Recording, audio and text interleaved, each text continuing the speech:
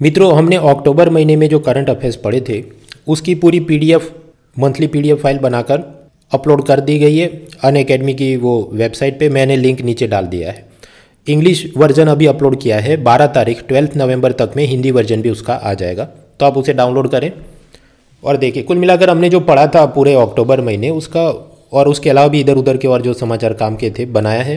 कोशिश की है हमने कि बहुत लंबा 150-200 पन्ने का नहीं करना है। समझो कि अराउंड 80-85 पेजेस है, और फिर इंडेक्स होता है, वो उसमें कुछ ऐड बैनर होते हैं, कुछ मॉक क्वेश्चन होते हैं, इसलिए बढ़ के 95-96 पेज के आसपास कुछ होगा। तो क्रिस्पी कंटेंट, काम की चीज़ें ऐसा स्लिम लीन हल्का फुल्का रखने की कोशिश की गई है। डाउनलोड करो, नीचे दिया है लिंक डिस्क्रिप्शन में। दूसरा, आप कहेंगे ये तो एक महीने का प्रॉब्लम सॉल्व हुआ, पिछले 2 साल का जो पढ़ना है उसका क्या? उसके लिए भी हम लोग दिसंबर या जनवरी 2023 तक में पिछले 2 साल का जो भी करंट अफेयर्स उसमें एकदम हार्डकोर काम की चीज़ें उसका एक कंपाइलेशन और वीडियो सीरीज़ भी लेके आने वाले हैं। So stay tune for that also. खैर, अभी आते हैं मेन चीज़ पे कि 9 नवंबर बुधवार यूपीएससी को एग्जैक्टली 200 दिन बाकी हैं। अब कुछ लोग का वही 200 दिन है स्ट्रैटेजी बताओ, वो मैं अपने मेन चैनल पे अभी 1-2 दिन पहले जो वीडियो डाला उसमें बता चुका हूँ। सब्जी रोटी दाल चावल पे फोकस करो, मतलब history, geography, polity, economy, environment, optional subject, ये जो कोर चीज़ें उसको पहले आप ख़त्म करो हाई प्रायोरिटी में। फिर जितना जितना टाइम बचता है बाकी चीज़ें ख़त्म करो। फिर भी टाइम नहीं बच रहा है तो फिर आपने कुछ मुद्दे प्रीलिम एग्ज़ाम ख़त्म होने के बाद करने पड़ेंगे, उसको अभी पोस्टपोन कर देना पड़े, जैसे world history, food processing industry for mains paper 3 वगैरह वगैरह। ऑप्शनल सब्जेक्ट में भी आपको कुछ जुगाड़ लगाना पड़े कि एकदम डिफिकल्ट टाइप के टॉपिक हैं उसको अभी ख़त्म करो, और सिंपल सी चीज़ें हैं जो आपको लगता है मैं 2-3 बार पढ़ूंगा और समझ आ जाएगा, तो वो वाली चीज़ों को आपको पोस्टपोन करके प्रीलिम एग्ज़ाम मई महीने में ख़त्म हो, उसके बाद मैं वो ऑप्शनल सब्जेक्ट कैसे सिंपल वाले मॉड्यूल देख लूँगा, ऐसा आपको उसे शिफ्ट करना होगा। तो बनाओ एक एक्सेल फाइल और करो चीज़ें। मारे फिरते रहोगे, 10 लोगों से पूछो कि क्या स्ट्रैटेजी। भाई, आपका घर अगर गंदा है तो उसको आप ही इसको साफ़ करना है। उसके यूट्यूब वीडियो चाहे जितने देख लो, घर की साफ़ सफाई तो आपको ही करनी है ना, तो करो। हाँ, तो खैर 200 दिन बाकी हैं। अब चर्चा में क्या है न्यूज़ में, पेज 1। मित्रों, G20 ग्रुप की 2023 की समिट भारत में होने वाली है, तो इसलिए भारत को सब कामकाज दिया, तो हम कहते हैं प्रेसिडेंसी गिवन टू इंडिया। तो उसके लिए हमने उसका जो सिंबल और थीम लॉन्च किया है, एक कमल का फूल है, उस पर पृथ्वी का गोला है, और वसुदेव कुटुंबकम, one earth one family one future, ये हमारा थीम है। हमारे विदेश मंत्री एस जयशंकर रशिया की यात्रा पे हैं। उन्होंने ये कहा है कि ग्लोबल साउथ, वैश्विक दक्षिण अभी बहुत दर्द में है, मंत्रणा के लिए आइए और ये यूक्रेन और रशिया की लड़ाई बंद कीजिए। ग्लोबल साउथ का मतलब क्या हुआ? एक ज़माने में हम बोलते थे first world, second world, third world. First world मतलब ये अमेरिका, यूरोप, कनाडा वगैरह चीज़ें। सेकंड वर्ल्ड मतलब ये यूएसएसआर, सोवियत संघ। थर्ड वर्ल्ड मतलब ये गरीब देश, भारत, चीन जैसे। फिर धीरे धीरे सेकंड वर्ल्ड तो ख़त्म हो गया क्योंकि यूएसएसआर था, उसका रशिया बन गया। एनीवेज, तो वो first world, second world, third world, लेकिन बाद में लगा नहीं वो तो ज़रा डेरोगेटरी टर्म्स है, थर्ड वर्ल्ड, थर्ड क्लास, इसलिए नया शब्द आया है global north and global south. Global north मतलब ये सब अमीर देश है, अमेरिका, कनाडा वगैरह। ग्लोबल साउथ तो ये भारत, चाइना वगैरह। तो developing and less developed countries in Latin America, Asia, Africa and Oceania, उसको हम ग्लोबल साउथ कहते हैं। ग्लोबल साउथ का मतलब ये नहीं है कि विषुववृत्त इक्वेटर की नीचे है, ऐसा नहीं, वो कहीं भी हो सकता है, पर गरीब है। हाँ, तो ये रशिया यूक्रेन क्राइसिस के चलते फर्टिलाइज़र महंगे हो गए, अनाज महंगा हो गया, शेयर बाजार में अस्थिरता, इसके चलते ग्लोबल साउथ के देश बहुत परेशान हैं। इसलिए एस जयशंकर ने रशिया को कहा है कि मंत्रणा करो, प्यार मोहब्बत से रशिया यूक्रेन की लड़ाई को शांत करो। उसी के सिलसिले में एक और चीज़ है, वो रूपी सेटलमेंट या रूपी ट्रेडिंग या इंटरनेशनलाइजेशन ऑफ रूपी करेंसी। वो कुल मिलाकर चीज़ ऐसी है कि रशिया अपना ऑयल गैस इंडिया को बेचे तो हम उसको डॉलर में पे नहीं करेंगे, उसको रशियन रूबल करेंसी में पे नहीं करेंगे, हम उसको इंडियन रूपी करेंसी में पे करेंगे। और उसके लिए खास किस्म का बैंक अकाउंट भारत की एक बैंक में रशिया की कंपनी के नाम पे खोल देंगे, उसको हम कहेंगे वॉस्ट्रो अकाउंट। और फिर रशिया की वो कंपनी उस बैंक अकाउंट की मदद से इंडिया से उसको जो खरीदना है, अनाज, दवाइयाँ, गाड़ियाँ वगैरह वगैरह, वो खरीद के चला जाए। इससे फ़ायदा क्या है? डॉलर करेंसी की जो फ्लक्चुएशन है उससे हम लोग अपने को प्रोटेक्ट कर सकें।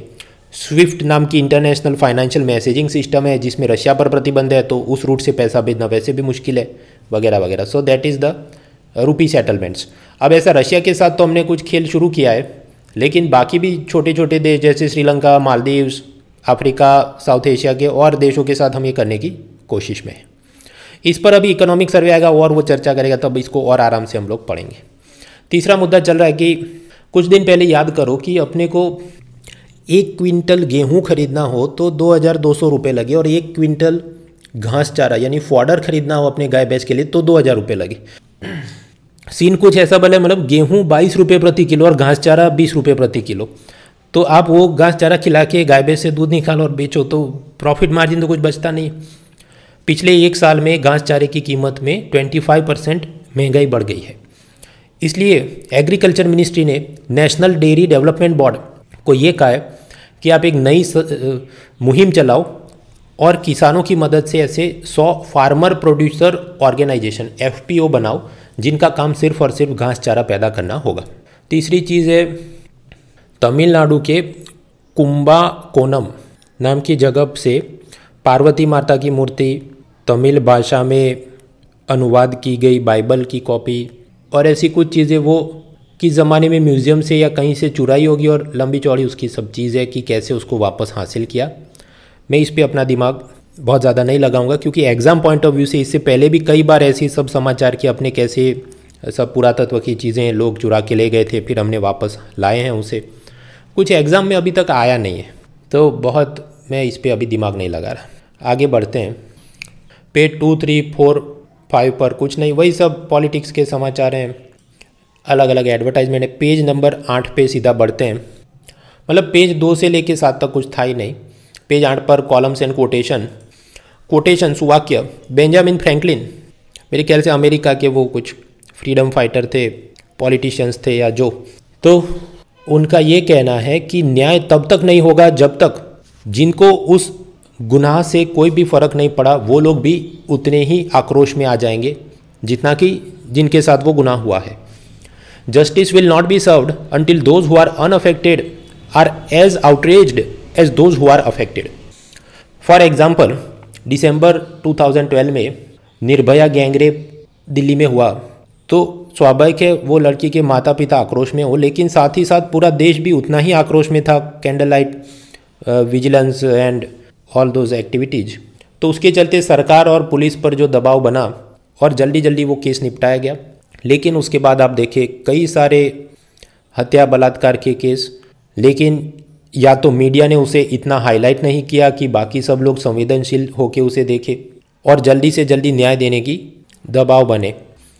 जैसे कि कुछ दिन पहले याद करो, केरला में एक बदमाश था जो अपने आप को तांत्रिक बताकर एक बिजनेसमैन को कहता है तुम मुझे 1 करोड़ रुपए दे दो और मैं कुछ महिलाओं की बलि चढ़ाऊंगा, ह्यूमन सेक्रीफाइस, और फिर आप बिजनेस में बहुत कामयाब होंगे। और फिर उसने ऐसे 2-3 महिला जो लॉटरी टिकट खरीदती थी, मतलब उसको पहले से ही फाइनेंशियल प्रॉब्लम होगी तभी लॉटरी की टिकट खरीदती होगी, उसको उसने झांसा दिया मैं आपको 10-12 लाख रुपए देता हूँ, मेरे साथ चलो और मैं आपको कुछ और फ़ायदा कराऊंगा, फिल्मों में काम दिलाऊंगा।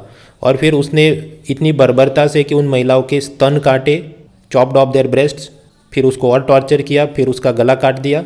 लेकिन आप देखिए कि मेन स्ट्रीम मीडिया में वो वाली चीज़ का कुछ है ही नहीं, वरना मुझे तो वो सुन के इतना आक्रोश है कि इन लोगों को अभी के अभी कड़ी से कड़ी सज़ा दी जाए। तो जब तक ये नहीं होगा, until those who are unaffected are as outraged as those who are affected, तब तक justice will not be served. खैर ये तो एक आध ऐसी चीज़, लेकिन अगर निबंध में लिखना हो तो आपने अलग अलग बहुत सारे नेशनल इंटरनेशनल एग्जाम्पल्स याद करने होंगे और जस्टिस की व्याख्या को बढ़ाना होगा। Social justice, political justice, economic justice, और उसमें कहाँ कहाँ आपको ऐसा लगता है कि नाइंसाफ़ी हो रही है लेकिन बाकी सब लोगों को कोई फ़र्क नहीं पड़ता, इसलिए इसमें क्लाइमेट जस्टिस को भी ऐड करना पड़े, वगैरह वगैरह। फिर ये G20 समिट जो 2023 में भारत में होगी और भारत के पास अब प्रेसिडेंसी आई, तो भारत क्या क्या कर सकता है, इसकी एक कॉलम है कि भारत ग्लोबल साउथ का प्रतिनिधित्व करे। भारत ने जो जो direct benefit transfer, Aadhaar card, unified payment interface UPI, मतलब वो मोबाइल से पैसा ट्रांसफ़र करने की मोबाइल ऐप बनानी है तो उसकी टेक्नोलॉजी, कोविन प्लेटफॉर्म जहाँ पर कोरोना वैक्सीन का रजिस्ट्रेशन करना, ये सारी चीज़ जो हमने देखी है, सीखी है, उसको पूरी दुनिया में बांटने के लिए G20 प्लेटफॉर्म हमें मदद कर सकता है। क्लाइमेट चेंज में भी प्राइम मिनिस्टर मोदी ने ग्लासगो ब्रिटेन में पिछले साल जो क्लाइमेट चेंज समिट हुई थी, conference of party number 26 COP26, उसमें मिशन लाइफ प्रपोज किया कि कैसे हम रिसाइकलिंग के ज़रिए चीज़ों को बेहतर करेंगे, और प्रो प्लानेट पीपल ऐसा भी कुछ नया शुरू किया जाए, एनवायरनमेंट फ्रेंडली लाइफस्टाइल शुरू की जाए। पंचामृत मतलब वो नेट ज़ीरो एमिशन और प्रदूषण कम करेंगे, ऐसे जो वहाँ कस्मे वादे खाए गए थे। One sun one world one grid, मतलब भारत में जो सोलर एनर्जी है वो हम अफ्रीका को बेचे, अफ्रीका में एक्स्ट्रा है तो यूरोप को बेचे, ऐसा सब करेंगे। सागर इनिशिएटिव की जहाँ पर ये अपने आसपास के पड़ोसी देश हैं, खासकर सागर मतलब ओशन से जुड़े हुए, उन सब का कल्याण हो। ये सब चीज़ों को हम आगे बढ़ा सकते हैं थ्रू G20। ये सब हमारे सामने चीज़ें हैं। फिर ये टैक्सेशन के प्रॉब्लम्स, बिटकॉइन क्रिप्टो करेंसी में जो पैसा इन्वेस्ट होता है उसका हिसाब क्या है, टैक्स उस पर लगाना है लेकिन पैसा मॉरिशस या कहीं छिपा दिया जाता है, वगैरह वगैरह। स्टैगफ्लेशन का प्रॉब्लम, स्टैगफ्लेशन क्या होता है? महंगाई भी बहुत ज़्यादा है, बेरोज़गारी भी बहुत ज़्यादा है और GDP ग्रोथ रेट बहुत गिर गया है। ऐसा अमेरिका, चाइना, यूरोप हर जगह पर है। सप्लाई चेन पूरा डिस्टर्ब हो गया है। इन सब को बेहतर करना है तो भारत ने ये सब चीज़ों को हाथ में लेके आगे बढ़ना होगा। ये हमारे सामने चुनौती। हाँ, तो ये कॉलम सुजन आर चिनोय ये सब लिखा है। फिर एक कॉलम है सुरुचि गांधी की टीचर की क्या भूमिका होनी चाहिए और ये सब। अब वैसे इसमें मुझे तो कुछ नया दिखा नहीं, लेकिन आप पढ़ सकते हैं अपनी वोकेबुलरी और आर्टिकुलेशन स्किल को बेहतर करने के लिए। बाकी इधर उधर के वो सब तू में टाइप के कॉलम है जो काम के नहीं। पेज 9 पे चलें। याद करो कल वो EWS रिजर्वेशन संवैधानिक रूप से सही है, कॉन्स्टिट्यूशनली वैलिड, ऐसा जो जजमेंट आया तो मैंने आपको बताया था उसके 4 बड़े सवाल क्या थे। अब आज वो कितना अच्छा या बुरा है, या उसमें ये वाला बोला कि नहीं बोला, ऐसे बहुत सारे कॉलम एक हफ्ते तक चलेंगे। और मैंने कल भी आपको बताया था उसकी जिस्ट मंथली PDF फाइल में देख लेंगे। ये हर बार इतना सब पढ़ने बैठे तो अपनी बाकी की चीज़ें रह जाएंगी, खासकर तब जब 200 दिन ही बाकी हैं UPSC प्रीलिम को। फिर तीसरा है कि जस्टिस चंद्रचूड़ जो भारत के 50वें चीफ जस्टिस ऑफ इंडिया बने, उनके सामने क्या चुनौतियां होंगी। पहला, कोलेजियम सिस्टम, यानी कि जज लोग खुद ही तय करते हैं कि नया जज कौन बनेगा, उसमें पारदर्शिता की ज़रूरत। दूसरी चुनौती है कि जजों की खुद की ट्रेनिंग और कैपेसिटी बिल्डिंग, ताकि जल्द से जल्द अपने बहुत सारे जो केस पेंडिंग है वो ख़त्म हो सके। उसके वास्ते technological upgradation, virtual hearing, hearing, artificial intelligence की मदद से ट्रैफिक चालान के केसों को निपटाया जाए। चौथा और पांचवा दोनों है about the training of lawyers, कि एक नई सी नेशनल लॉयर एकेडमी बनाई जाए। और अभी करीब 1700 लॉ कॉलेज हैं जिसमें से हर साल 1 लाख लॉ ग्रेजुएट बाहर आते हैं। तो स्वाभाविक है उसमें प्रोफेसर क्या ही पर्सनल अटेंशन देता होगा इतने सारे लोगों को, क्या ही सिलेबस और क्या ही पढ़ाई होती होगी।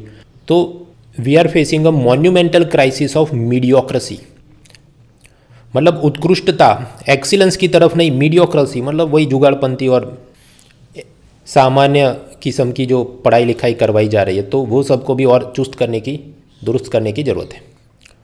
इसमें ऐसा कुछ नया नहीं है जो आप पहले से नहीं जानते हैं या समझ नहीं सके, लेकिन देखा हो तो फ़ायदा क्या है। साल में ऐसा 4-5 बार आपको कहीं ना कहीं दिखता रहेगा। तो जब भी आप इंटरव्यू में आपको कुछ पूछा जाए जुडिशरी के प्रॉब्लम, या निबंध में या मेंस पेपर में पूछा जाए, तो आपके पास ऐसे मुद्दे हमेशा हाथ पे रहेंगे, होठों पे रहेंगे, तो आप हैंडल कर सकते हैं चीज़ों को। कुछ लोग को इतना भी सोचने के लिए फिर टाइम जाता है, वो टाइम नहीं जाना चाहिए, सब तो बाय हार्ट होना चाहिए। पेज 10 पे चले, साइंस टेक्नोलॉजी। मित्रों, कोई भी उपग्रह को अवकाश में छोड़ना है, launching a satellite in the space, we require launch vehicle. जैसे PSLV है, उससे भी ज़्यादा भारी वजन का लेके PSLV 1750 से 1750 किलोग्राम तक का चीज़ को उड़ा के ले जा सकता है। उससे ज़्यादा हैवी चीज़ है तो GSLV सैटेलाइट से लॉन्च करो। तो ये तो सब सरकारी उपग्रह के सैटेलाइट लॉन्च व्हीकल हम बोल सकते हैं। इसरो जो बनाता होगा PSLV GSLV।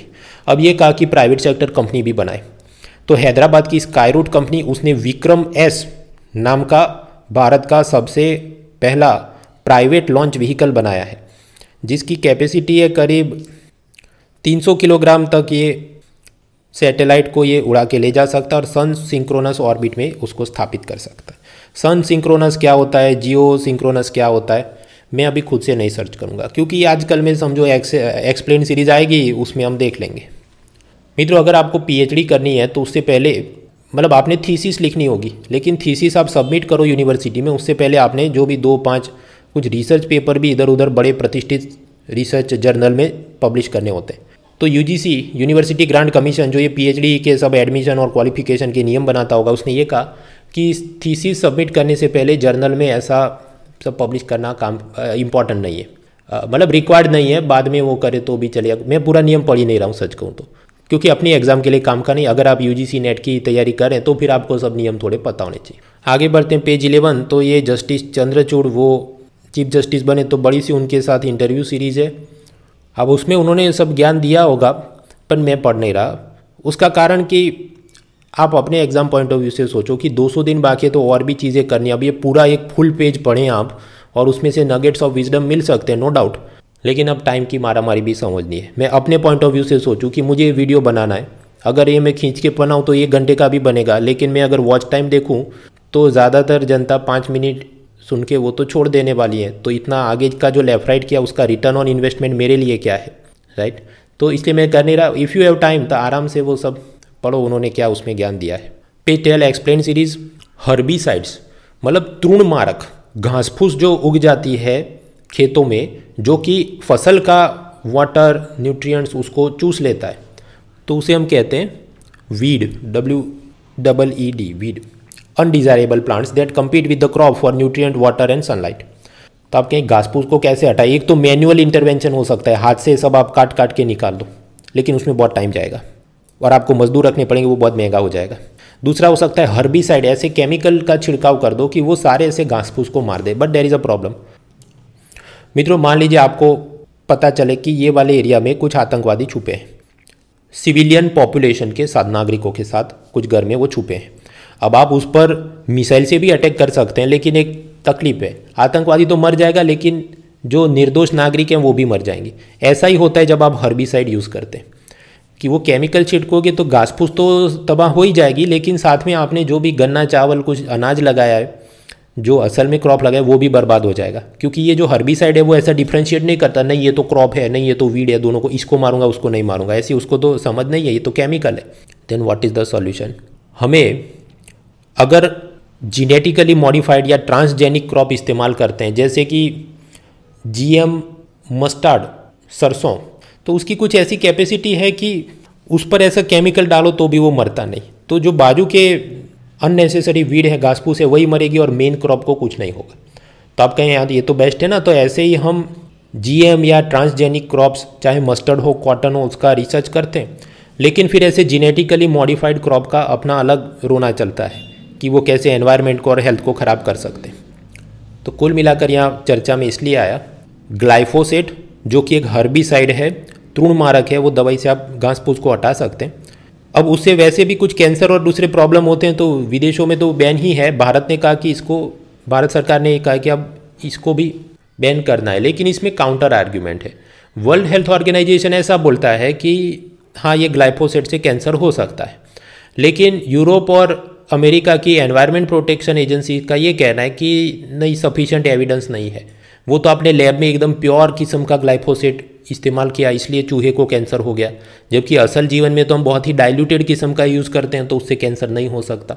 इसलिए एग्रीकल्चर मिनिस्ट्री ने हालांकि इसको बैन नहीं किया है, पर ये कहा है कि प्रतिबंधित या प्रतिबंधित भी नहीं, पर ज़्यादा संयम के साथ इसको यूज़ करें, रिस्ट्रिक्टेड द यूज़, कि ये जो भी ग्लाइफोसेट और ऐसे केमिकल हैं वो केवल पेस्ट कंट्रोल ऑपरेटर द्वारा ही छिड़के जा पाएंगे, क्योंकि इससे इंसानों को और जानवरों को नुकसान होने की संभावना है। इसमें और भी एक चीज़ चल रही है, इलीगल टाइप का GM कॉटन की वैरायटी, जिसका भारत में कल्टीवेशन होता है, HTBT ऐसा कुछ नाम है, वगैरह वगैरह। पर वो वाली चीज़ इतनी मुझे एक हद से ज़्यादा दिमाग खर्च करने का काम का नहीं। एक है GM वाला कॉटन जो कि पेस्ट रेजिस्टेंट है, और दूसरा HT वाला जो हर्बिसाइड रेजिस्टेंस है। होम मिनिस्ट्री ने mother tongue survey of India, मातृभाषा का सर्वेक्षण, और उसमें अलग अलग भाषा बोलने वाले लोगों की वीडियोग्राफी करके वो कैसे बोलते हैं वो सब बनाया है। That is mother tongue survey of India. तीसरी चीज़ चल रही है ग्रीन वॉशिंग। वाइट वॉशिंग आप समझते हैं कि किसी ने जुर्म किया हो या गलत काम किया हो, लेकिन उसको लिपापोती कर दी जाए। तो ग्रीन वॉशिंग क्या होगा? कोई पर्यावरण का प्रदूषण कर रहा है, लेकिन लिपापोती ऐसी करे कि हम तो एकदम क्लाइमेट फ्रेंडली, एनवायरनमेंट फ्रेंडली हैं। फॉर एग्जांपल फॉक्सवैगन कंपनी जो गाड़ियाँ बनाती हैं, तो उसका पॉल्यूशन कंट्रोल चेक होगा, लेकिन उसने अपने गाड़ी में ऐसा डिवाइस फिट किया था कि जब भी पॉल्यूशन कंट्रोल एजेंसी उसके पाइप का चेकिंग करेगी तो उतनी देर तक वो कम प्रदूषण फैला रहा है, ऐसा थोड़ी देर के लिए वो अपना इंजन अलग से चलाएगा, लेकिन जब गाड़ी रोड पे चलेगी तो वो ज़्यादा प्रदूषण फैलाएगी। तो ऐसा चीटिंग डिवाइस फॉक्सवैगन कंपनी ने अपनी डीजल गाड़ियों में डाला था। तो ये क्या हुआ, ग्रीन वॉशिंग कि प्रदूषण कर रहा है लेकिन लिपापोती कर दी। और ऐसी बहुत सारी अलग अलग कंपनियाँ, सरकारें, वो ऐसा दिखाती कि हमारा हर एक प्रोजेक्ट है वो क्लाइमेट फ्रेंडली है और हम तो बहुत मानते हैं, लेकिन ऐसा हो नहीं रहा है। खैर, अभी इजिप्ट के शर्म एल शेख में कॉन्फ्रेंस ऑफ पार्टी नंबर 27 हो रही है। वहाँ यूनाइटेड नेशन के सेक्रेटरी जनरल ने सबको वार्निंग दी है कि ग्रीन वॉशिंग की नौटंकी बंद करो। फिर कोई संजय भंडारी नाम के आर्म्स डीलर के खिलाफ कुछ केस चले, वो एक था टाइगर जेम्स बॉन्ड, हम पढ़ने नहीं पड़े। पेज 13 उस पे इंटरनेशनल समाचार में यही था, बाकी सब चीज़ें मुझे काम की नहीं लगी। पेज 14 इकोनॉमी में भी कुछ खास काम का नहीं। मॉर्गन स्टैनली नाम की एक इंटरनेशनल फाइनेंशियल ऑर्गेनाइजेशन ने ये कहा कि 2030 तक भारत का जीडीपी की साइज़ बढ़ के 7.5 ट्रिलियन हो जाएगी। हम दुनिया की तीसरी बड़ी अर्थव्यवस्था बन जाएंगे, मतलब आफ्टर अमेरिका एंड चाइना, और हमारा शेयर बाज़ार भी बहुत बड़ा हो जाएगा। मैं ऐसा हर डेटा याद नहीं रखता, जब इकोनॉमिक सर्वे आएगा उसने फाइनल क्या प्रोजेक्शन दिया, एक डेटा याद करके चलो। Keep the thing simple. अपने ब्रेन की कैपेसिटी लिमिटेड है, तो मेमोरी कार्ड में उतना ही भरो जो आपको पता है कि अच्छा ये इंपॉर्टेंट है और इतना लिखने के लिए काम का है। ऐसी तो हर एक रिसर्च बॉडी कुछ ना कुछ लिखते देती है। सेबी और आरबीआई को क्लियरिंग हाउसेस का यूरोपियन यूनियन के साथ जो लफड़ा चला है अभी तक सेटल नहीं हुआ, हम इस पर अभी और दिमाग नहीं खर्च करेंगे। ये इतनी जोरदार एग्जाम पॉइंट ऑफ व्यू से काम की चीज़ नहीं। मित्रों, मिनरल एक्सप्लोरेशन कि ये विस्तार में कौन सा खनिज है उसका रिसर्च करना है, प्राइवेट ऑर्गेनाइजेशन कर सकते हैं हाँ, लेकिन उन्होंने सरकार से अनुमति लेनी पड़े, कुछ एक्रीडिएशन लेना पड़े। तो mines and minerals development and regulation act, उसके अंतर्गत एक कुछ संस्थाएं होंगी, national accreditation board for education and training and quality council of India and mineral exploration consultancy limited. ये सबसे अनुमति लेने के बाद आप ऐसा सब कर सकते हैं, तो वो चर्चा में। अब उसमें से भी कंट्राइव्ड मतलब जटिल किस्म का कुछ एमसीक्यू ईयरबुक टाइप निकाल सकते हैं। टी बोर्ड ऑफ इंडिया का दुबई में ऑफिस है कि नहीं, मैंने एक हद से ज़्यादा भाई वही चीज़ है, सब्जी रोटी दाल चावल पहले ख़त्म करो। History, geography, polity, economy, environment, फिर ऑप्शनल सब्जेक्ट भी। ये सब तो इधर उधर का रशियन सलाड है, वो करने बैठे तो मेन चीज़ रह जाती। जेनेट येलेन, मुझे वो जो अमेरिका की फाइनेंस मिनिस्टर या कि ट्रेजरी सेक्रेटरी है, वो भारत में आई है। India US economic and financial partnership, तो वो सब रशिया के से आप तेल मत खरीदो और हमारे साथ रहो, और ये वो चिकनी चुपड़ी बातें चल रही है। एक हद से ज़्यादा दिमाग हम खर्च नहीं करेंगे। पेज 15-16 पर स्पोर्ट्स के समाचार, कुछ मज़ा नहीं आया। तो ये था आज का newspaper. See you next time.